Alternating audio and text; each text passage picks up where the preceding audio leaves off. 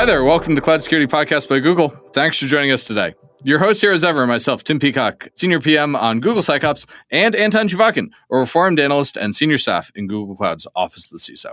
You can find and subscribe to this podcast wherever you get your podcasts, as well as at our website, cloud.withgoogle.com/cloud-security/podcast. If you enjoy our content and want delivered to you piping hot every Monday, please do hit that subscribe button. If you're following on YouTube, what do they say? Like and subscribe, ring the bell, all that stuff. You can follow the show, argue with us, and the rest of our Cloud Security Podcast listeners on the Google Cloud Security community page. Anton, we have a fun episode today about agentic SOC and really getting into the weeds of how to make it work and how to manage your costs. What else did we talk about here? I think of this episode as kind of the opposite of rambling marketing about agentic SOC and how AI would save you and how it beautifully replaces all the level 1s, 2s, and 3s. No, this is like none of that. None of that. It's actually how people did the work in a SOC with AI and agents, all the way down, how they run it, how they manage it, how they watch the costs. Watching the costs comes up for people who actually do the work. For people who read the glosses, right, they only see high level, oh yeah, you'll save money, you'll fire the people. Not the reality. But what the reality is, nobody knows. Right. And this episode reveals some of that, actually much of that. Much of that. And I thought it was very interesting, the specific ROI that he was able to point to and say, listen, this is how much it's costing us. This is how much it's performing. I was really impressed with that part in particular. So maybe, listeners, without any further ado, let's turn things over to today's guest. Today, we're joined by Dennis Chow, Director of Detection Engineering at UKG. Dennis, thank you so much for joining us today. This is, listeners, if we seem a little rusty, it's our first recording that we're actually doing in 2026. So let's hope we remember how to podcast. Dennis, we ended last season, which seems a long time ago now, talking about the AI apocalypse, the idea that we're living in this post-AI world where LLMs are out there autonomously, agentically hacking companies. Do you think that AI-powered attacks are here as far as what you're seeing? And if so, or if they're not here yet, but you think they're coming, what's your plan to sort of live in that world and be ready to defend effectively against that? Is it better patching, better DNR? What's the plan for that? I think AI-generated attacks are already here. So AI reinfused agentic side, so retries, scale, things of that nature, generated payloads. I don't think AI, there was an instance in DEF CON where we had AI exploitation, and they got the first set of attempts there. I don't think we're at the research level yet. I do think it gives trials and errors just like everything else. But I do think we're at generative AI. Maybe to do patching in response to some of that is really about more of the suggestive detection side and testing. So if you think about detection as code, you really need to think about, do you have your pipelines, do you need tests, integration tests? And so if you can do an AI agent that generates some of that and does automatic testing for you, you're already ahead of the game too. Now, it does increase costs and latency and stuff like that. So I think that's where we're at in the industry today. I don't think anyone's really done a super zero day based on an agentic solution that I've seen so far, unless you guys have seen it. I haven't seen that, but I want to ask maybe a more concrete question, which Anton always encourages me to do, which is your team, I've heard, is now using a hybrid agent workflow. What does that mean? Because that's what I've heard, but I want to know what that means and how that's working for you. By the way, before you answer this, I want to stick my nose in there for a second. I've noticed recently that when anybody asks somebody else about agents, it's usually polite to say, and how you define agents. By this, I mean, and the reason why I want to add this is I've met people who think that LLM with tools is an agent, and that's all they have. And I'm a little nervous when I hear this definition. So perhaps define agent before you answer Tim's question. Sure. So our agent definition is an agentic system mostly for most parts. So we have multiple agents doing something together, reasoning, utilizing tools. Now, those tools could be wrapped and used for something. For us, it means synthesizing what a human can do using those tools, whether you're MCP server-based or you're using just a standard API gateway wrapper or a cloud run function to do some of those things. So those are what we consider as agents. Whether they do a good job or not depends on a lot of evals too. Yeah, tell us about your evals in a sec, but go on. I want to hear about your evals later. Yeah, sure. So I guess back to the hybrid agent side, we started off way before ADK was even a concept or even published out there. So we're doing Sword++ like everyone else. So put a agentic attempt flow, deterministic code, add LM as a function, call tools, let it come back out. That's your request the agent. We moved over to full ADK where we went full on letting it decide on its own fate and its own factor. And our costs were spiraled out of control. Our context windows kept blowing up.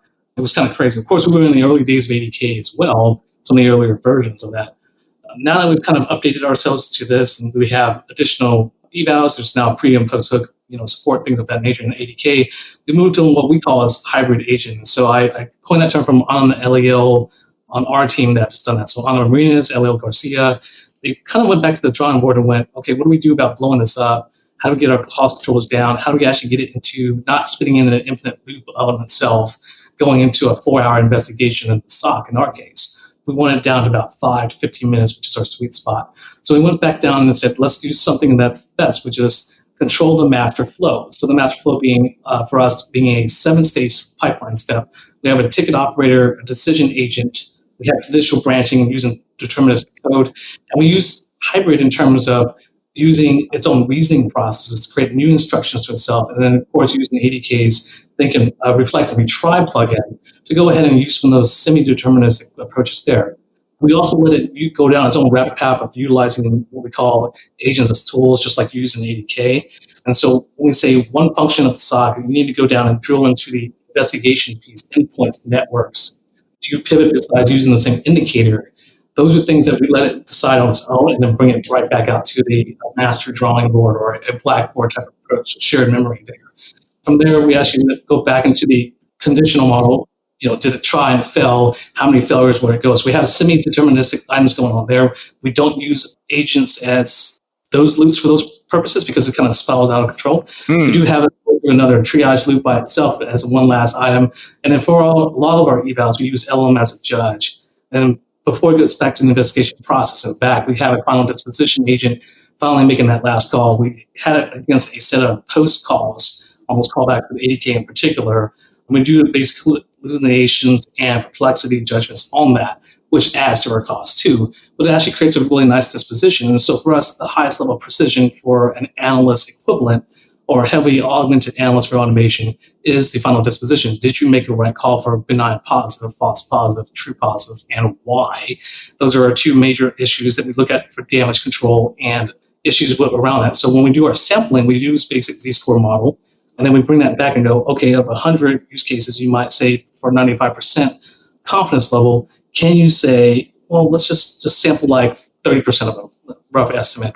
And then that actually adds a lot to our costs. We saw our original use case of it just doing a really decent job without the evals at around 4,000, 5,000 a month.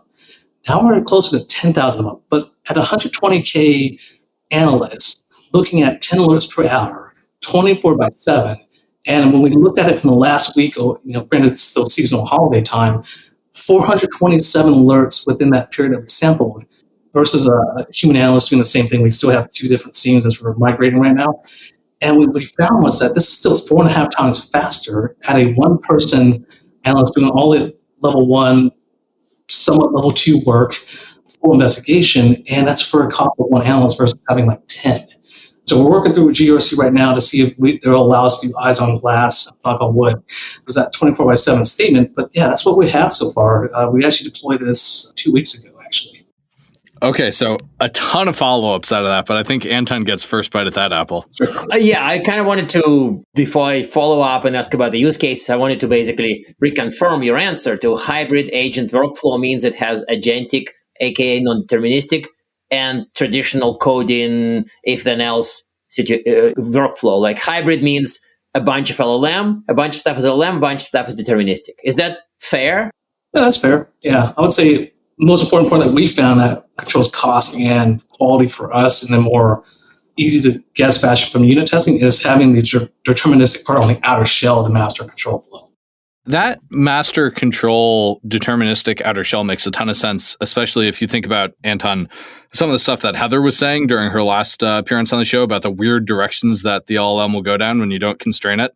We had Heather Adkins come on last year, and she was talking about how in one case they tried to get an LLM to red team and it ended up researching CPU vulnerabilities instead of using obvious stuff. Oh, yeah. So controlling the what's the right term for this? Like harebrained schemes of the LLM seems to be important. Yeah. I kind of want to, in light of that, what I want to ask is kind of a more of a use case catalog, because a lot of people, when they imagine AI and SOC, As you recall, I kind of make jokes about how I don't like AI SOC, but I like AI in my SOC. The use cases that people see is just obsessed they go to triage right away. They think, oh yeah, the machine would get all this pile of stuff flowing through the pipe, and then you crank a handle and it gives you good data.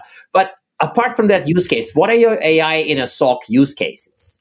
Sure. So right now we just got the triage and investigation portion done. It creates a escalation to our SOC so far to like the level 2Q.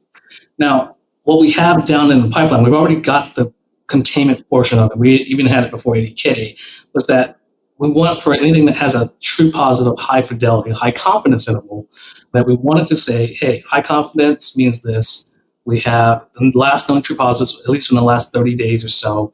And we've limited it to other things, including hard guardrails for do not contain a server in production, do not contain your VP of ops or something like that.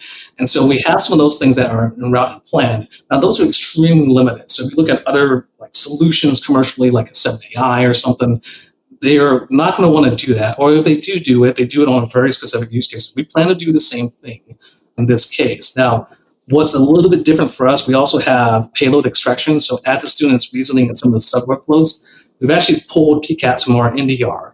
And we've actually pulled it through and let it explode and explore itself. We also have an MCP server that we had to really struggle to keep it running. It doesn't do the best job as a full malware analysis, but we have some of that going on. So we wanted to actually do detonation and deobfuscation.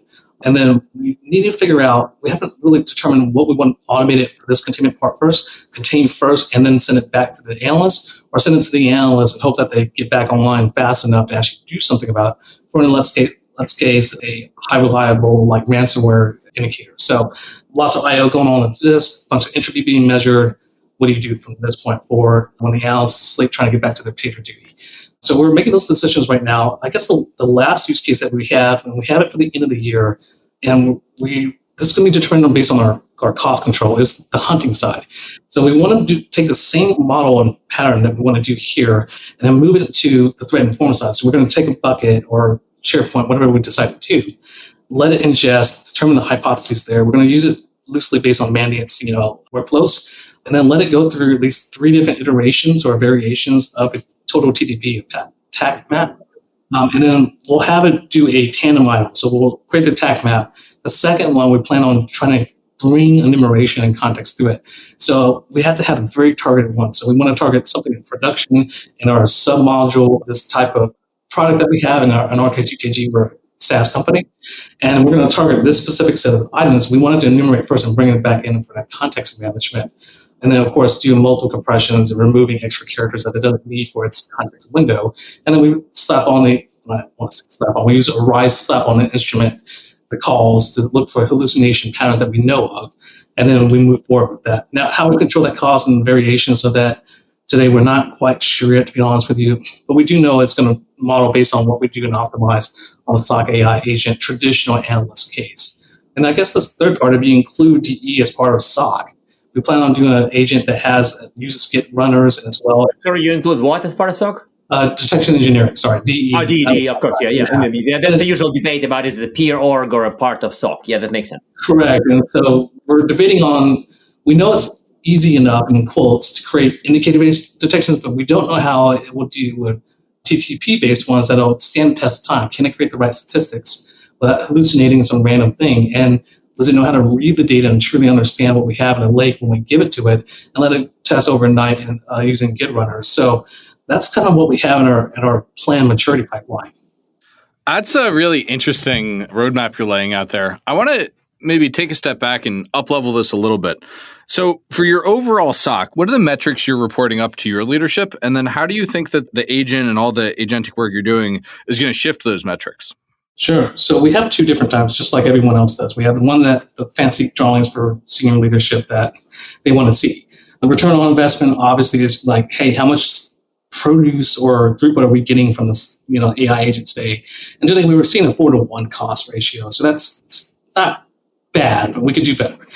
And then, of course, we also see the mean time to detect in terms of not just developing a detection later on, but a mean time to triage, contain, investigate, close the entire ticket and response. We're measuring against that which is AI labeled and which ones aren't. Now, we are fortunate to have two SIEMs today that we are funneling two different alerts to and same use cases as reporting and migrating them to. So we have the benefit of seeing the analyst versus the AI agent.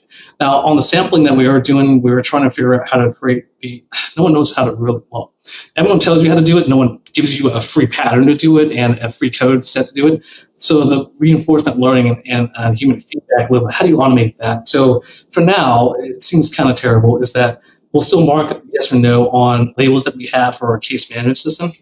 Now, we don't have the distinct issues around that evaluation, like which error, which degradation of functionality. And because we have a multi-agent system, roughly about 10 active, potentially up to 20 in use, depending on what kind of rabbit holes it goes to, you have to have evaluations across. So it does to go into red holes, right? Right, yeah. You use it on every agent, and the agent interacts with itself, and it gets kind of crazy. So we're not going to tell management about that for now. But we are going to show them that, yes, based on our rough guesstimate, we're seeing like for every 10 alerts across a spread of good use cases, that it is getting about 8% accuracy or 70% accuracy. So really, we're looking at the standard, we're teaching them the F1 score, what it really means. We're teaching them a bit about perplexity, about just like analysts get confused, there's model confusion itself. And then we do give them the caveat. LLM as a judge is one of the few ways we can get to it in a practical mean while we're instrumenting it. Oh, and by the way, the costs are going to keep going up because we have to keep monitoring its runtime. So that's what we're reporting upwards. On the back end of that, we have dynamic and static based eval. Static being something always changes. Hey, it's going to go above 10,000 a month or something, right? Or it's going to be longer than a 20-minute total runtime for its entire session management. So those are things. The other dynamic ones are more about the prompt window sizes and the context around those. So when we talk about hallucinations, we have fixed patterns, but we also try to include feedback from the analysts in terms of we have a QC/QA review, and we actually have comments notes in our case management. We will take those out, let LLM transform them and wash them into LLM type friendly behavior, and we'll re-inject them back into the hallucinations eval and these other evals around there to see if we see noticeable differences. Like, for instance, there's a pretty good case where you see increased latency usually results in the increased hallucinations and tool order malfunction calls. And for anyone listening, our data scientists have said about 50% of our context window utilization, even in the frontier models, have seen huge hallucination, increases in spikes. So that's what we're using on our end. And we're instrumenting with Arise. We are using Vertex as well, what you guys call trajectory-based items. We're using our own framework. And I want to remind everyone, you can't just use one framework. Precision means something different, and recall means something totally different in every single agent, and every single agent's interaction with the parent agent in your entire system. So your evals get kind of crazy. So make sure you focus on the inputs and the outputs, at least at the very edges of your use case. I like that. A lot of depth there for listeners to digest. I think that the cost thing you keep bringing up, and it's so interesting to me. How are you talking to your leadership about that, and how are you thinking about that changing over time as the cost for frontier models continues to come down?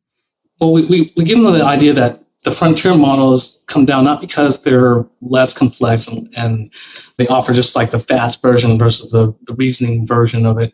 We also talk about in terms of efficiency and token utilization. Can you use less shots, right, in your retry attempts? Those are part of it too. We're mostly looking at also how we do compression right now. There's the different versions that everyone uses, but they all have a variation of using another ML model or an LLM to do that. So that adds back to the cost. So we go back into what we think is traditional compression, which is how many white spaces can we take away? How many extras can we take away and trim that? For that, we can just regular expression that pipeline and then reduce our costs right there. We're also looking at in terms of telling our leadership, look, even though you may reduce costs in the operational runtime for just using the analysis, you still have security monitoring that I think everyone is really weak at still.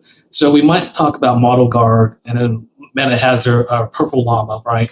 And you look, but these are all focused on OWASP 10 LLMs and injections, but that's not enough, right? So there's always going to be a way around there.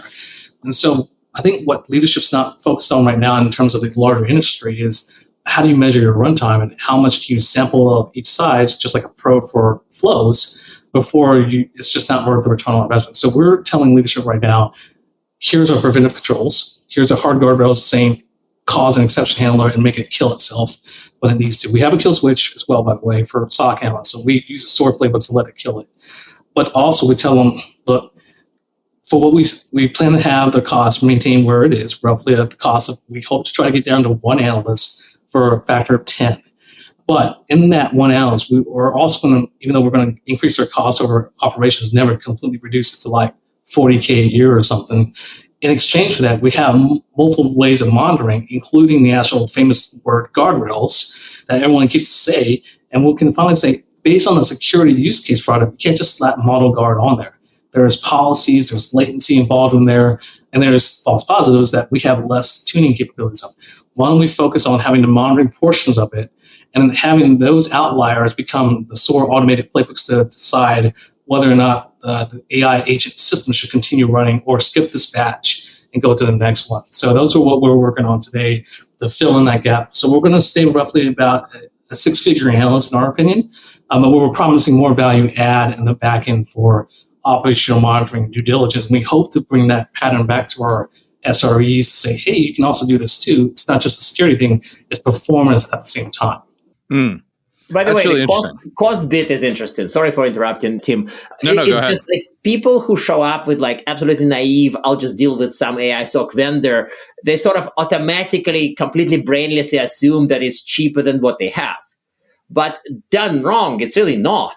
Yeah. And it's just like, I've seen people who come with examples of it would be 10% worse and 5% cheaper, or it would be 30% worse and 10% cheaper. And I'm like, wait a second, that's not saving money. Or occasionally 10% worse and 10% more expensive. And I'm like, wait, what? Why? I mean, you need to watch the cost for some of the things. I mean, ultimately, here at Google, maybe we are not as obsessed about some of the stuff, but we are still obsessed a little bit. Tim is making the PM face.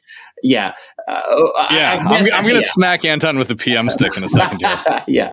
I hate to do this because we're having so much fun. Anton, I think we have time for maybe one more question before we close. Do you want to pick the final question, Anton? Yeah, I want to hit the one about the use cases and rule writing, because you mentioned, of course, detection engineering, hey, it's in your title. And again, I've met some people who show up and think that we can just shovel threat intel into some kind of big funnel, crank an LLM handle, and beautiful rules that are performant, no false positives, no false negatives, just beautiful come out. I mean, that's obviously completely insane. But what is the reality of DE using AI? And what's the reality of the next couple of years, if you can predict? You know, I think right now, at least for the elements out they are today, we're just going to use it for suggestive. We're going to still merge our PRs. We're going to look at our testing. We hope that you have a BAS solution to help you with your integrated testing. But we're not going to hope more than decent indicators, and let's say decent indicator-driven approaches with a human still approving those and pushing those to prod. We have no idea if it's truly testing the unit tests in terms of agentically, unless you're letting it get results directly from a pipeline, which we hope that you're doing, and then retrying those overnight. But we don't know how good that's ever going to be. The only thing we can see is that it's probably going to use its existing data set. It might use grounding or search for something that it sees online. But we don't know how it's going to pull that back and rank it file. Like something from VX Underground or something from Malware Unicorn is something different than Joe Blow on Reddit. So that's something to keep in mind too. Our data scientist, Austin Nowak, also says that the evaluations are very different for DE over SOC use cases as well. So our evaluations, although they may seem simple, we have to evaluate more performance-based items. So how do we evaluate the runtime and instrument that? And so when we look at use cases and how we inject it, what does integration even look like? Does it match a TTP in there? Do you want it to not match an existing TTP based on coverage because it's net new on some random zero day that you see from the news, but you have no additional details about the exploit research and what POC looks like? Those are things that scare me. I think for the next 2 years, we're going to be still hand-holding that a little bit.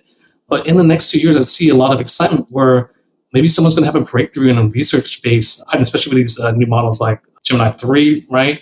Cloud Opus and stuff like that. And so if they can get the research portion of it down, learn to prove things, and then build its own POC, we can kind of take that back to DE and do that. Now I also see A2A, right, the protocol that you guys made, or Google specifically made it. And I finally can see that there's going to be more examples of that, because right now everyone's trying to create the context management window override and compress, and then create new sessions to kind of get around the 1 million token limit.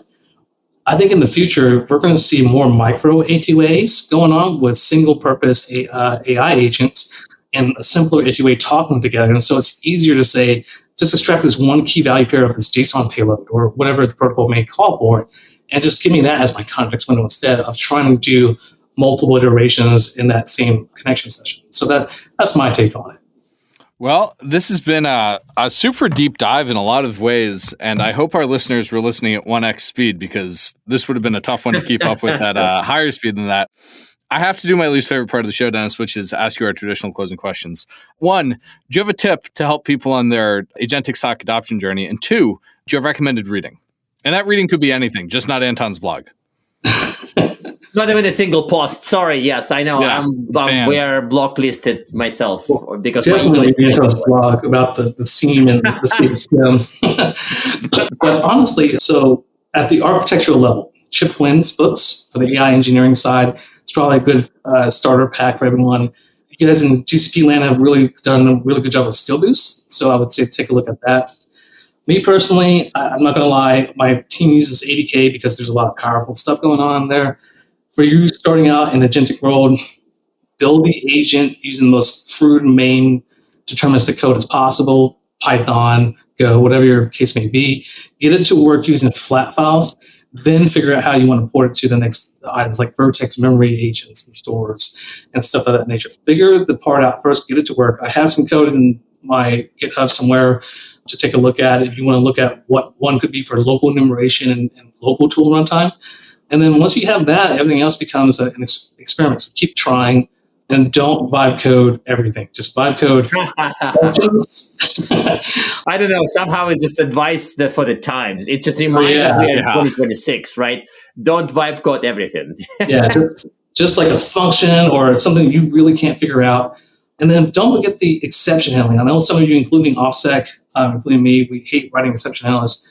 Start your guardrails off in the most basic exception handling. If it can be bypassed regular expressions, you didn't do a good enough job.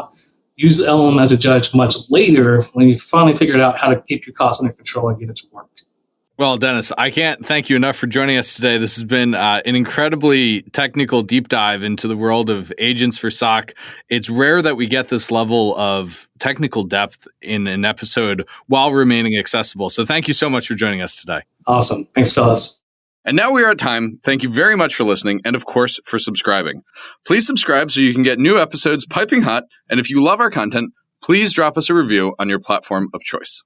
You can find this podcast on YouTube, Apple Podcasts, Spotify, or wherever you get your podcasts. Also, you can find us on our website, cloud.withgoogle.com/cloudsecurity/podcasts.